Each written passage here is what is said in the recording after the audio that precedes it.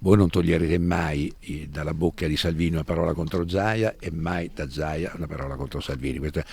Capisco che noi giornalisti tendiamo a far litigare la gente, ma in questo caso mi pare abbastanza difficile. Sono due filosofie diverse, due ruoli completamente diversi, quindi sono perfettamente compatibili. Zaia ha fatto moltissimo per il Veneto. Non si sottrae alle domande e non potrebbe essere altrimenti uno che le domande le fa. Bruno Vespa, tra le colonne portanti del giornalismo italiano, inevitabile guardare alla campagna vaccinale in Veneto. Mi pare anche qui il Veneto sia andato bene, insomma, assolutamente, i risultati poi lo dicono, quindi no, complimenti. Adesso la materia prima arriva e quindi i vaccini si moltiplicheranno anche qua.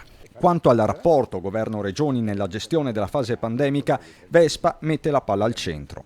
Non mi pare un derby, insomma, no? Alla fine hanno fatto gli errori gli uni e le altre, hanno meritato gli uni e le altre, adesso stiamo uscendo bene grazie agli uni e alle altre. Regioni che chiedono autonomia, in primis il Veneto, come la vede questa partita? Ma mi pare che già ne ha avuta abbastanza, poi però adesso in un'intervista di 2 minuti su questo merita un libro.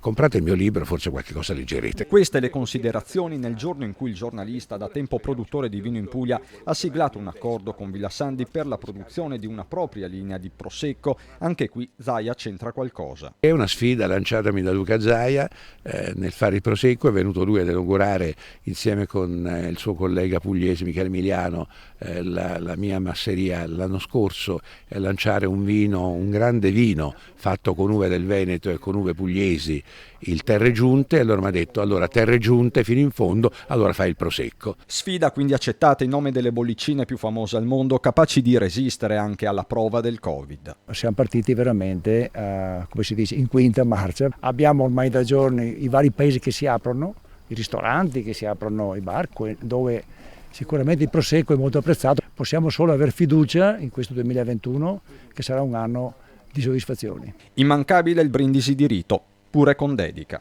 La mitica Antenna 3.